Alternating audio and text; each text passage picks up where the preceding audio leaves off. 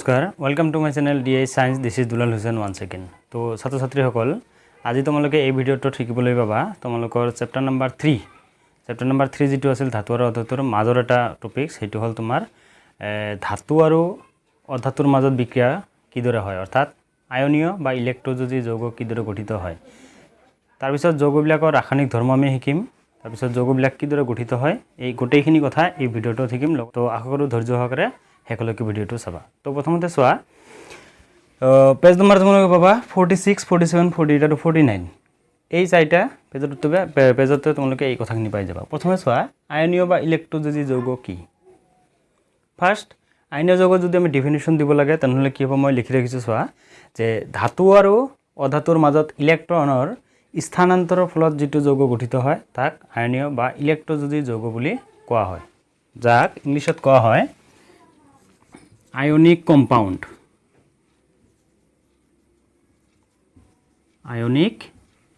compound বুলি কোৱা হয় ইয়াৰ কিছুমান एग्जांपल চোৱা ইয়াত মই লিখিছো প্ৰথমতে লিখা হৈছে সোডিয়াম ক্লোৰাইড অলপ ডাঙৰকৈ লিখি দিছো NaCl এটো এটা আয়নীয় যৌগ কাৰণ কি ইয়াত এই যৌগটো দুটা আয়ন আছে এটা হল এইটো সোডিয়াম প্লাস আৰু এটা আছে Cl মাইনাস ক্লোৰাইড ঠিক তেনেকুৱা আৰু এটা আছে KCl ইয়াত আছে দুটা আয়ন K প্লাস Cl মাইনাস আৰু এটা আছে ক্যালসিয়াম ক্লোৰাইড ইয়াত আছে দুটা ক্যালসিয়াম 2 প্লাস আৰু ক্লোৰাইড ক্লোৰিন আছে দুটা অৰ্থাৎ ক্লোৰাইড আয়ন আছে দুটা ইয়াত তাৰ পিছত আছে ম্যাগনেসিয়াম ক্লোৰাইড যাৰ সংকেতটো হল MgCl2 ইয়াত আছে দুটা আয়ন এটা হল ম্যাগনেসিয়াম 2 প্লাস আৰু ইয়াত দুটা ক্লোৰিন আছে অৰ্থাৎ দুটা ক্লোৰাইড আয়ন আছে তাৰ পিছত সোডিয়াম অক্সাইড ইয়াত আছে দুটা সোডিয়াম 2 প্লাস আৰু এটা আছে কি অক্সিজেন এটাৰে হল 2 মাইনাস ইয়াতে এই কথাটোৰ মিনিং এখিনিয়ে এই কথাখিনিৰ মিনিং এটো যে ধাতু আৰু অধাতুৰ মাজত এটো হল ধাতু এটো হল অধাতু প্ৰত্যেকটো যৌগতে যদি চোৱা এটা আছে ধাতু আনটো আছে অধাতু তাৰ মানে কথাটো হৈছে এটোৰ ক্ষেত্ৰত চোৱা এইখিনি ধাতু এইখিনি অধাতু এটোৰ ক্ষেত্ৰত এইটো ধাতু এইটো অধাতু এটোৰ ক্ষেত্ৰত এইটো ধাতু এইখিনি অধাতু এটোৰ ক্ষেত্ৰত এইখিনি ধাতু এইখিনি অধাতু এইখিনি ধাতু এইখিনি অধাতু এটো কৈছে যে ধাতু আৰু অধাতুৰ মাজত ইলেক্ট্ৰন স্থানান্তৰৰ ফলত মানে এইটোৰ পৰা এটা ইলেক্ট্ৰন ইয়াত দিয়ে কেনেকে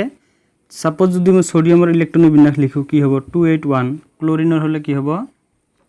287 এই এটা ইলেক্ট্ৰন কি কৰে ইয়াক দি দিয়ে দিয়াৰ ফলত ইয়াৰ সুস্থিৰ ইলেক্ট্ৰনৰ বিন্যাস হয় 28 আৰু ইয়াৰ সুস্থিৰ ইলেক্ট্ৰনৰ বিন্যাস হয় 288 এনেকে গঠিত হয় তো গঠন আমি ডিটেইলছ শিকিম তো ফাৰ্স্ট কথা ইয়াত এইখিনি মনত ৰাখিবা যে আয়নীয় যৌগ কি ওকে এবাৰ আমি শিকিম এই আয়নীয় যৌগবিলাক গঠন যেতিয়া শিকিম শিকাৰ আগতে আৰু এটা বস্তু শিকিব লাগিব হেতু হল ইলেক্ট্ৰন বিন্দু গঠন পৰমাণু বিলাকৰ হেতু হল যে আয়নীয় যৌগৰ গঠনবিলাক শিকাৰ আগতে আমি আৰু এটা বস্তু শিকিব লাগিব হেতু হল সো আয়া মই লিখিছো পৰমাণুৰ ইলেক্ট্ৰন বিন্দু গঠন বা ফুট চিত্ৰ ইংলিছত কোৱা হয় ইলেক্ট্ৰন ডট পিকচাৰ এই কথাবিলাক শিকিব লাগিব এই কথাটো শিকাৰ আগতে মই আৰু এটা বস্তু কৈ দিব বিচাৰিছো সাপোজ সোডিয়ামে লৈছো মই বাৰে বাৰে কিয় লৈছো অলপ পিছতে ক্লিয়াৰ হ'ব সোডিয়ামৰ পাৰমাণবিক সংখ্যা কিমান আমি জানো 11 ইয়াৰ ইলেক্ট্ৰনিক বিন্যাস যদি লিখো কি হ'ব 281 ইয়াৰ যদি পৰমাণুৰ গঠন আমি আঁকিব লাগে তেনেহলে কি হ'ব ফাৰ্স্ট এইটো হ'ব সোডিয়ামৰ নিউক্লিয়াছ সাপোজ এইটো কক্ষ আছে কেইটা ইয়াত তিনিটা 1 2 3 1 2 3 নাইকা আঁকিব লাগিব প্ৰথম কক্ষত দুটা ইলেক্ট্ৰন এইটো আৰু এইটো সেকেন্ড কক্ষত 8টা 1 2 3 4 5 6 7 8 লাস্ট কক্ষত এটা লাস্ট কক্ষটো যিকোনো ঠাইত এটা দি দিয়া বাস এটো মই এই কানে আকিছো এটো লাগিব কি ফুট চিত্ৰ আৰু এটো বেলেগ ইয়াত আকিছো পৰমাণুৰ গঠন কিন্তু সোডিয়ামৰ যদি মই ফুট চিত্ৰ বনাও ফুট চিত্ৰ তেতিয়া হলে কি হ'ব অকল এই কথাটো মনত ৰাখিবা ফুট চিত্ৰত অকল বহিৰ্তম কক্ষত থকা ইলেক্ট্ৰন বিলাকহে কি কোৱা হয় লোৱা হয় অৰ্থাৎ যোজক ইলেক্ট্ৰন সোডিয়ামৰ কেইটা আছে এটা সো সোডিয়ামৰ ফুট চিত্ৰ হ'ব সোডিয়াম যদি লিখো প্ৰথম কক্ষত যিকোনো এটা ইলেক্ট্ৰন এনেকে দিব পাৰো ইলেক্ট্ৰন এটোৰ দ্বাৰা বুজোৱা হয় অৰ্থাৎ বা আমি ডাইৰেক্ট এনেকুৱা আঁকিব পাৰো এনেকুৱা নাইবা সোডিয়াম এই ইলেক্ট্ৰনটোক আমি ক্ৰছ চিনৰ দ্বাৰা বুজাব পাৰো এনেকে হৰুকে ক্ৰছ তো তাৰ মানে কি বুঝি পাইছা ইয়াত যে পৰমাণু এটা বা মৌল এটাৰ যেতিয়া ইলেক্ট্ৰন ফুট চিত্ৰ অঁকা হয় অকল যোজক কক্ষৰ ইলেক্ট্ৰনটোকহে কি কৰা হয় বিবেচনা কৰা হয় সোডিয়াম এইটো যদি বেলেগ এটা লওঁ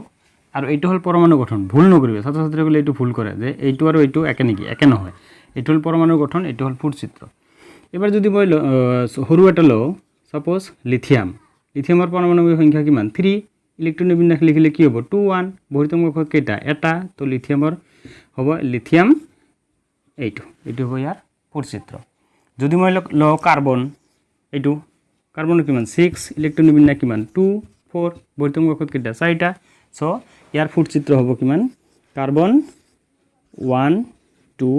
3 4 ক্লিয়াৰ ঠিক এনেকৈ আৰু কেইটামান লাগিব সেইকেইটা চোৱা প্ৰথমটো লিখা হৈছে নাইট্ৰজেন তাৰপিছত অক্সিজেন তাৰপিছত magnesium aluminium potassium calcium chlorine এইকেইটা শিকিলে গোটেইকেইটা তোমালোকে পাই যাবা এইটো হ'ল নাইট্ৰজেনৰ পাৰমাণৱিক সংখ্যা হ'ল 7 ইলেক্ট্ৰনৰ বিন্যাস কি হ'ব 2 5 তো বহিৰ্তম কক্ষত থকা ইলেক্ট্ৰন 5 নাইট্ৰজেনৰ ফুট চিত্ৰ হ'ব এনেকৈ নাইট্ৰজেন লিখিবা পাঁচটা আছে 1 2 3 4 আৰু এটা আছে তুমি যিকোনো এটা ঠাইত জোৰ হিচাপত দিলে হ'ল এইটো 5 এইটো হ'ল ইয়াৰ ফুট চিত্ৰ অক্সিজেন ইয়াৰ পাৰমাণৱিক সংখ্যা হ'ল 8 ইলেক্ট্ৰনৰ বিন্যাস কি হ'ব 2 6 বহিৰ্তম কক্ষত কেইটা আছে 6টা তো ইয়াৰ গঠন এনেকুৱা হ'ব 1 2 3 4 5 6 ওকে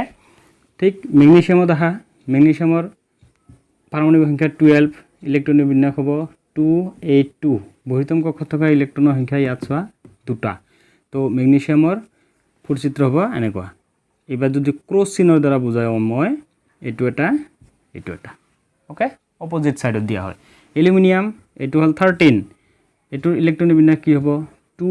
8 3 তো বহিৰ্তম কক্ষত থকা ইলেক্ট্ৰনৰ সংখ্যা 3 সো এলুমিনিয়ামৰ ফুট চিত্ৰ হ'ব 1 2 যিকোনো এটা সাইড দিয়া 3 পটাছিয়াম এইটো হ'ল 19 ইলেক্ট্ৰনৰ বিন্যাস কি হ'ব 2 8 8 1 এটা আছে সো ইয়াৰ ফুট চিত্ৰ হ'ব এইটো কেলছিয়াম এইটো হ'ল 20 ইলেক্ট্ৰনৰ বিন্যাস 2 8 8 2 বহিৰ্তম কক্ষত আছে দুটা তো ইয়াৰ ফুট চিত্ৰ হ'ব CA এইটো ক্লোৰিন 17 ইয়াৰ কি হ'ব 2 8 7 তো বহিৰ্তম কক্ষত আছে 7টা তো ইয়াৰ ফুট চিত্ৰ হ'ব ক্লোৰিন লিখি 1 2 3 4 ইয়াত এটা কথা মনত ৰাখিবা যে প্ৰথম চাৰিটা এনেকৈ চাৰিকোণত দিয়া হয় তাৰপিছত বাকীকেইটা জোৰ হিচাপত দিয়া হয় 5 6 7 ইয়াত থাকিব এইটো খালি তেনেকৈ তোমালোকে ফাৰ্ষ্ট ফুট চিত্ৰ আঁকিব লাগিব ক্লিয়াৰ এইখিনিতে তোমালোকে ভিডিঅ'টো লাহে লাহে চাবা লাহে লাহে চালে গোটেইখিনি কথা গম পাই যাবা আৰু এই ফুট চিত্ৰ আগতে মই ইয়াত সাৰ্কেল দিয়া নাই কিন্তু সাৰ্কেল দিলেও হ'ব সাপোজ এনেকৈ আঁকিলেও হ'ব তো এইখিনি উঠাই ল'বা এইবাৰ আমি শিকিম যে এই আয়নীয় যৌগবিলাক গঠন কিদৰে হয় আৰু আয়নীয় যৌগৰ গঠন যদিহে ফুট চিত্ৰ ক্লিয়াৰ হয় তেতিয়াহে আয়নীয় যৌগৰ গঠন আঁকিব পাৰিবা সেইকাৰণে ফুট চিত্ৰবিলাক আগত দিয়া হৈছে তো এতিয়া আমি শিকিম যে আয়নীয় যৌগবিলাক কিদৰে গঠিত হয় প্ৰথমে চোৱা এইকেইটা শিকিলেই হ'ব মই নামকেইটা লিখি ৰাখিছোঁ sodium chloride potassium chloride magnesium chloride calcium chloride magnesium oxide আৰু সোডিয়ামৰ অক্সাইড তো প্ৰথমে চোৱা যদি মই প্ৰথমটো লিখিবলৈ চেষ্টা কৰোঁ যে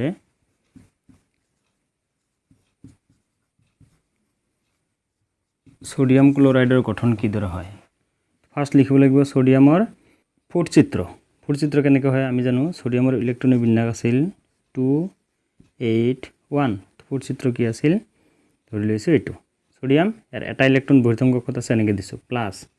কি আছে ক্লোৰিনটো আঁকা ইয়াত ক্লোৰিনৰ কিমান আছিল 2 8 7 সাতটা আঁকিব লাগিব 1 2 3 4 5 6 7 এই যে ইলেক্ট্ৰন স্থানান্তৰৰ কথা যে কোৱা হৈছিল এই ইলেক্ট্ৰনটো ইয়ালৈকে এনেকৈ স্থানান্তৰ হ'ব এইটো ইয়াত এটা আছেই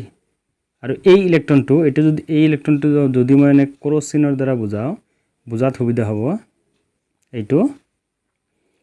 এই ইলেক্ট্ৰনটো কি হ'ব সোডিয়ামে ইয়ালৈ স্থানান্তৰিত কৰি ইয়াৰ সুস্থিৰ ইলেক্ট্ৰনৰ বিন্যাস পাব কি পাব যে সোডিয়াম প্লাছ এই সময়ত ইয়াৰ ইলেক্ট্ৰনৰ বিন্যাস হ'ব 2 8 আৰু ক্লোৰিনটো হৈ যাব ক্লোৰাইড আয়ন এনেকুৱা ইয়াত এটা ক্ৰছ আহিব ক্ৰছ কোনটো এই আহা ইলেক্ট্ৰনটো এইটো আৰু আগৰ দুটা যে আছিল এইকেইটা দি লোৱা ইয়াত এইটো বাছ এইটো হ'ল সোডিয়াম ক্লৰাইড বা আমি এনেকৈ লিখিব পাৰোঁ NaCl এইটো আছিল কি সোডিয়াম ক্লোৰাইডৰ গঠন নিশ্চয় বুজি পাইছা ঠিক তেনেকুৱা ইয়াৰ ইলেক্ট্ৰন বিন্যাসটো ইয়াত লিখিব লাগিব এইটো নতুন ইলেক্ট্ৰন বিন্যাসটো হ'ব এইটো কাৰণ ইয়াৰ পৰা এটা ইলেক্ট্ৰন যেতিয়া ইয়াত আহিব ইয়াত হ'ব 8 ইয়াত বাকি থকা হ'ব এইখিনি 28 288 ঠিক তেনেকুৱা পটাছিয়াম ক্লোৰাইড যদি লিখিব লাগে K প্লাছ Cl পটাছিয়ামৰ এটা ইলেক্ট্ৰন আছে ওপৰত যদি লিখো ক্লোৰিনৰ 7টাই আছে এইটো ইয়ালৈ আহিব পটাছিয়াম প্লাছ ক্লোৰাইড 1 2 3 4 5 6 7 8 মাইনাস বা KCl এইটো হ'ব কিন্তু ইয়াত আৰু এটা কথা পৰীক্ষাত কোশ্চেন হোদে যে সোডিয়াম ক্লোৰাইডৰ ইলেক্ট্ৰন বিন্দুৰ হয় গঠন দেখুৱা লগত কব এই জগতত থকা আয়ন হম কি ইয়াত দুটা আয়ন আছে এটা হল সোডিয়াম প্লাস আৰু এটা হল ক্লোৰাইড এইটো ইয়াত হ'ব কি পটাছিয়াম প্লাস আৰু এটা হ'ব ক্লোৰাইড ওকে এবাৰ আহা নেক্সট এবাৰ আমি শিকিম মেগনেছিয়াম ক্লোৰাইড মেগনেছিয়াম ক্লোৰাইডৰ সংকেতটো হল MgCl2 ইয়াত ফাৰ্স্ট মেগনেছিয়ামৰ ইলেক্ট্ৰন ফ্লুইড চিত্ৰ যদি আমি আঁকো মেগনেছিয়াম ইয়াৰ ইলেক্ট্ৰনৰ বিন্যাস হল 282 অৰ্থাৎ বহিতং কক্ষত আছে দুটা ইয়াৰ এইটো এটা দি ললো প্লাস ক্লোৰিন দুটা আছে নহয় এটা ওপৰত থাকিম ইয়াত আৰু এটা থাকিম ইয়াত সাতটা আছিল 1 2 3 4 5 6 7 ইয়াৰ সাতটা আছে 1 2 3 4 5 6 7 এই ক্ষেত্ৰত কি হয় এটা মেগনেছিয়ামে ইয়াৰ বহিতং কক্ষত থকা দুটা ইলেক্ট্ৰন দুটা ক্লোৰিনৰ প্ৰত্যেকটক এটা এটাকে তাৰ মানে এটা দিব ইয়াক এটা দিব ইয়াক এইটো এনেকে দিয়া কাৰচিন এইটো দিয়া কাৰচিন এনেকে এৰমাক দিয়া মেগনেছিয়াম 2+ দুটা ইলেক্ট্ৰন বেলেগলৈ কি কৰিছে ডোনেট কৰিছে ক্লোৰিন হৈছে দুটা 1 2 3 4 5 6 7 8 যেটো এটো ক্ৰস দিছো ইয়াত এটা ক্ৰস চিন দিলে হল বুজাত সুবিধা হ'ব ক্লোৰিন কেইটা হৈছে দুটা ইয়াত 2 দিয়া প্ৰত্যেকটা এটা ইলেক্ট্ৰন লৈছে ইয়াত হ'ব এটা মাইনাস বা এটো হ'ব MgCl2 ইয়াত থকা আয়ন সমূহ লাগিব হা এই কথাটো মই লিখি দিছো আয়ন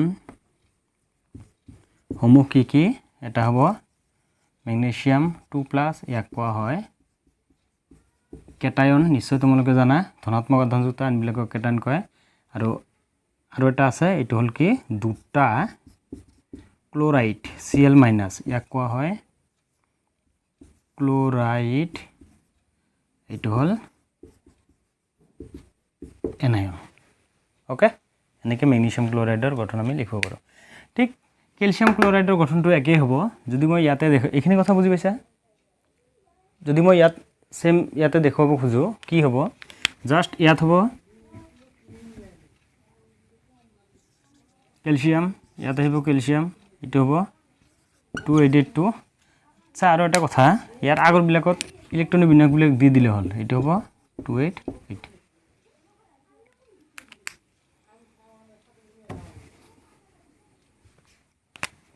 ইয়াতে আহিব ক্যালসিয়াম এটো হ'ব Cl2 এটো হ'ব Ca2+ আৰু বাকি সব সেমে হ'ব ইয়াত হ'ব Ca বুজি পাইছা এনেকে ক্যালসিয়াম ক্লোৰাইডৰ গঠনটো তোমালোকে এটো নিজে নিজে কৰিবা ক্যালসিয়াম ক্লোৰাইড কিদৰে গঠিত হয় এবাৰ হা নেক্সট এবাৰ শিকিম আমি মেগনেছিয়াম অক্সাইড ঠিক একে হ'ব প্ৰথমে মেগনেছিয়াম লিখিম তাৰ পিছত অক্সিজেন এটো হল মেগনেছিয়াম ইয়াৰ যদি ফুট চিত্ৰ লিখো ইলেক্ট্ৰনিক বিন্যাস আছিল 282 এটা ইলেক্ট্ৰন প্লাস অক্সিজেন ইয়াৰ ইলেক্ট্ৰনিক বিন্যাস হল 26 ছয়টা 1 2 3 4 5 6 সো এও যদি সুস্থিৰ হ'ব বিচাৰে ইয়াত লাগে দুটা ইলেক্ট্ৰন এও যদি সুস্থিৰ হ'ব বিচাৰে এই দুটা ইলেক্ট্ৰন কি বেলেগক দিব লাগিব এই দুটা কি কৰিব এইটো দিব ইয়াত এইটো আহিব ইয়াত কি হ'ব মেগনেছিয়াম 2+ অক্সিজেন এটো হ'ব 1 2 3 4 ইবিলাক তো আছিল আগতে সো ইয়াত একজোৰ ইয়াত একজোৰ এটো বেজৰ আছিল এটা ক্ৰছ ইয়াত আহিব ক্ৰছ ডট এটা অক্সিজেনে দুটা ইলেক্ট্ৰন লৈছে সো ইয়াত হ'ব 2- ইয়াৰ যেটো বিন্যাস এটো হ'ব 28 ইয়াৰ যেটো বিন্যাস এটো হ'ব 28 অৰ্থাৎ ইয়াত গঠিত হৈছে মেগনেছিয়াম অক্সাইড ইয়াত থকা আয়ন সমূহ কি হ'ব মেগনেছিয়াম 2+ আৰু এটা আছে কি অক্সাইড আয়ন এইটো এনেকৈ আঁকিব পাৰিবা ঠিক তেনেকৈ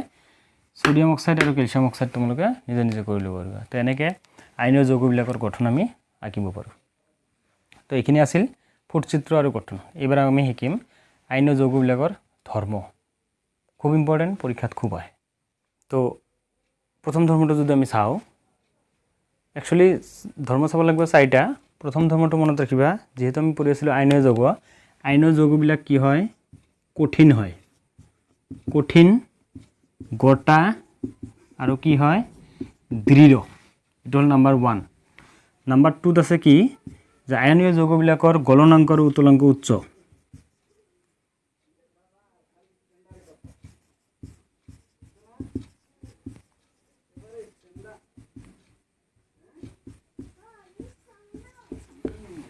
তো 2 নম্বৰটো হ'ব গলনাংক আৰু উতলাংক উচ্চ 3 নম্বৰ আছে পানীত দ্ৰৱণীয় কিন্তু কেৰাচিন পেট্ৰল এই দ্ৰৱবিলাকত কি অদ্ৰৱণীয় আৰু নাম্বাৰ 4 হ'ল আইনীয় যৌগবিলাকে গোটা অৱস্থাত বিদ্যুৎ পৰিবহন নকৰে গোটা অৱস্থাত কি কৰে বিদ্যুৎ পৰিবহন নকৰে কিন্তু বিগলিত অৱস্থাত পৰিবহন কৰে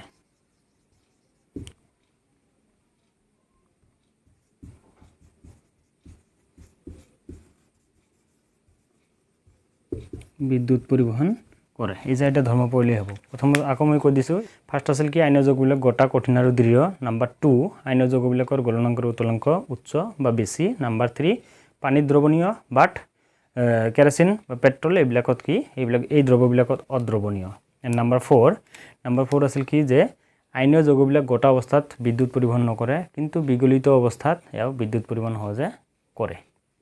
ইয়াৰ উদাহৰণ তোমালোকে যদি সল্ট যদি এটা পাত্ৰৰ ভিতৰত সল্ট লৈ তাৰ মাজত কাৰেণ্ট পঠিয়াই দিওঁ তাৰ মাজেৰে বিদ্যুৎ নাযায় কিন্তু সল্ট অৰ্থাৎ পানীত যদি মিহলি দি এটা দ্ৰৱ বনাই লওঁ তাৰ মাজেৰে কিন্তু কাৰেণ্ট অতি সহজে প্ৰবাহিত হৈ যায় তো অৰ্থাৎ ইয়াৰ দ্বাৰা এইটো বুজোৱা যায় যে গোটা অৱস্থাত বিদ্যুৎ পৰিবহন নকৰে কিন্তু বিগলিত বা গলিত অৱস্থাত বিদ্যুৎ পৰিবহন কৰে এইখিনি আছিল ধৰ্ম কিন্তু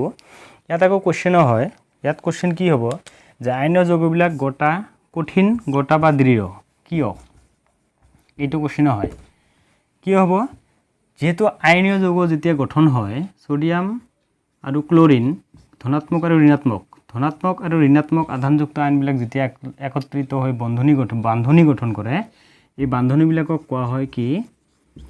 আয়নীয় বান্ধনী আৰু এই বান্ধনীবিলাক কি বিদ্যুৎ স্থিতীয় আকৰ্ষণিক বলৰ দ্বাৰা বান্ধ খাই থাকে ইয়াৰ শক্তিটো যথেষ্ট বেছি যেহেতুকে যথেষ্ট বেছি সেইকাৰণে এও কি হৈ থাকে গোটা অৰ্থাৎ বান্ধনী যিমান টাইট হ'ব সিমানে কি হ'ব গোটা বা কঠিন হৈ যাব এইটো হ'ল নাম্বাৰ 1 ইয়াৰ কাৰণটো তোমালোকে পিডিএফ আকাৰত মোৰ ভিডিঅ' তলত দিয়া লিংকত গ'লেও ধুনীয়াকৈ পাই যাবা মই পিডিএফ নোট লগে দি দিম ইয়াৰ আগত যিখিনি পঢ়ালোঁ ফুটচিত্ৰ তাৰপিছত তোমাৰ ফুটচিত্ৰ বা বিন্দু গঠন বা যৌগবিলাকৰ গঠন গোটেইখিনি কথা ধুনীয়াকৈ পাই যাবা নাম্বাৰ 2 গলনাংক আৰু উতলাংক অতি উচ্চ এইটো কি হয় এইটো কাৰণটো সেম যেহেতু আইনীয় যৌগবিলাকৰ মাজৰ যিটো বান্ধনীটো অতিকৈ কি অতিকৈ যদি শক্তিশালী হয় তেনেহ'লে কি হয় এই শক্তিশালী বন্ধটো ভঙাৰ কাৰণে উচ্চ পৰিমাণৰ কি হয় তাপ শক্তিৰ প্ৰয়োজন হয় ফলত ইয়াৰ গলনাংক আৰু উতলাংক কি হয় উচ্চ হয় ইয়াৰ আনসাৰটো পাই যাবা এণ্ড লাষ্ট পানীত দ্ৰৱণীয় এইটো এই কথাটো তোমালোকৰ ডাইৰেক্ট কুৱেশ্যন ইয়াত হোৱাৰ চান্স খুব কম লাষ্টটো হয় যে গোটা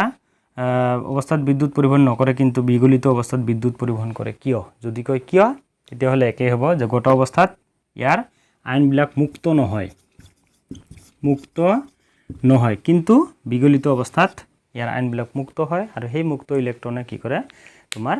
বিদ্যুৎ পৰিবহন কৰাত সহায় কৰে সেইকাৰণে বিদ্যুৎ পৰিবহন কৰে ক্লিয়াৰ আৰু এই কথাখিনি তোমালোকে 49 পেজত ধুনীয়াকৈ পাই যাবা তো আজিৰ ভিডিঅ'ত এইখিনি আছিল ইয়াৰ পিছত নেক্সট আৰু এটা ভিডিঅ' লৈ আহিম যদি যিমানখিনি কথা ক'লোঁ কথাখিনি যদি বুজি পাইছা নিশ্চয় ভিডিঅ'টো এটা লাইক কৰিবলৈ নাপাহৰিবা লগত এতিয়াও যদি মোৰ এই চেনেলখন সাবস্ক্ৰাইব কৰা নাই নিশ্চয় সাবস্ক্ৰাইব কৰি নিয়মিতভাৱে চাবা আৰু তোমালোকৰ বন্ধুবৰ্গলৈ হোৱাটছএপে হওক বা ফেচবুকতে হওক শ্বেয়াৰ কৰিবলৈ নাপাহৰিবা আজিলৈ এইখিনিয়ে নেক্সট আৰু এটা ভিডিঅ'ত লগ পাম বাই বাই